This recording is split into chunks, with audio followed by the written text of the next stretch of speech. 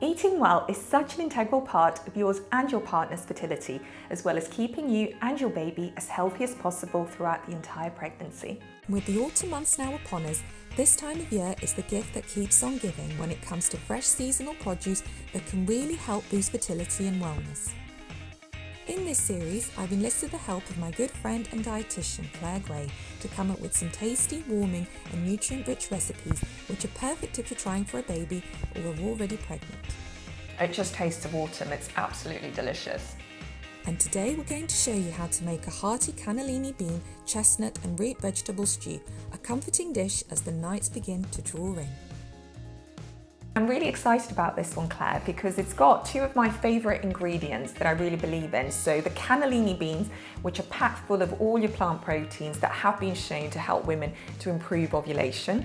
And then the chestnut, which I'm completely obsessed with. I use it in all my Christmas recipes. And the reason I love the chestnut is that it's gluten-free, it's low in fat, and actually helps to slow down the aging process. So theoretically, it could help to protect the sperm and the eggs as well. So I'm just really excited and interested to see how you make it. So let's get started. We've got 3 parsnips and 3 carrots that we've peeled and chopped. And we've cut them into big chunks, so roughly the same size, and the idea behind that is that they'll cook at the same time. So the second one I'm going to put in is the garlic, and it's great because you don't actually have to peel this, it's really easy. We're just putting it in with the skin on, and when it's roasted in the oven it will come out in this lovely kind of garlicky puree that will squeeze into the stew. And roasted garlic is just that bit sweeter as well. So garlic is really good as well because it's a blood vessel dilator, so it's really good for improving blood flow to the womb. Plus it's got all the antioxidants that you need. I'd just go easy if you're going out on a date, that's all. So next we're going to add about a tablespoon of olive oil. When I cook, I tend to cook with a more refined olive oil. The idea behind that is that basically it has a higher smoke point, and the smoke point is the point at which the oil technically burns. And there's lots of evidence to show that's not good for our health when we consume that. So going for one that's a bit more refined, higher smoke point is better when you're roasting or you're frying. If you're drizzling over vegetables or salads, go for a lovely cold pressed, grassy, delicious olive oil. So I'm just going to add some fresh thyme, a couple of bay leaves, and a sprig of rosemary as well, all to just impart some lovely flavour into the vegetables. And then last but not least, just a little pinch of salt and a little bit of black pepper as well. We'll just mix everything together so that it's all evenly coated, and then we'll put it in our preheated oven for half an hour, and our oven's at a temperature of 180. So while our root vegetables are in the oven, we're going to get our onions sweated off, which is going to form the base flavour of our stew. Whilst we've got our onions sweating, I'm just doing a final bit of preparation for this, and we're finishing off our stew with some delicious cavolo nero, which is a form of black kale, rich in lots of vitamins, things like vitamin A, and high in fibre. And folate as well, which is really brilliant and really important for the sperm, the eggs, and also the health of the baby. Amazing. I love how you're de-stemming those, literally just tearing them down. It's so much easier, so you literally just hold the very top of the stem and just pull the leaf off. Wow, I There love. are some recipes when you can use this, and I like to try and use as much of the plant as I can, but in this instance this just wouldn't be the best thing to use, so we're just taking them out. These are sweated down really nicely now, they're nice and soft, they're kind of going translucent, so this is the time when we can add in a few more bits. So I'm going to add in some chopped thyme and some chopped rosemary.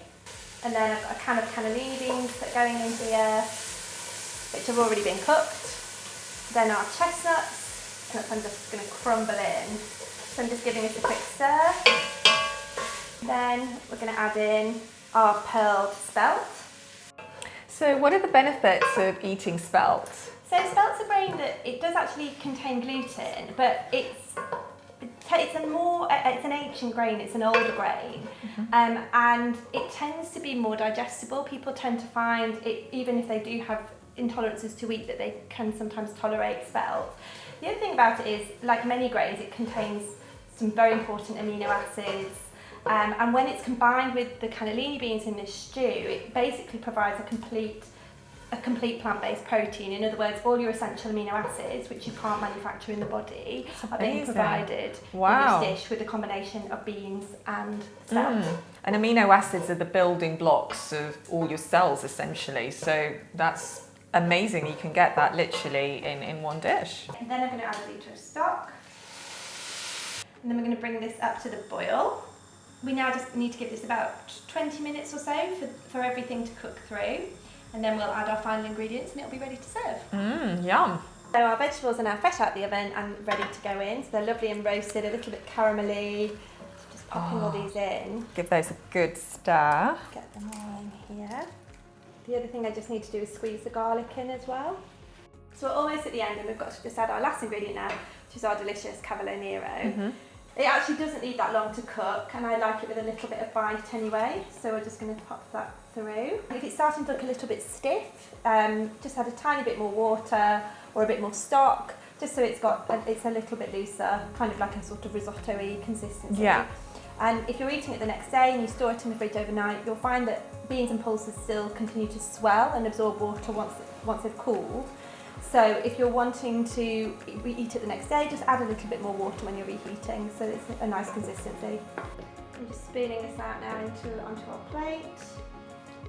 So just to finish, I'm adding some lovely cold pressed olive oil. It looks lovely and it's adding more delicious flavour as well.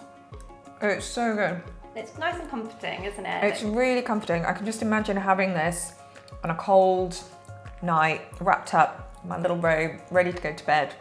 A taste of autumn right there in the little bowl.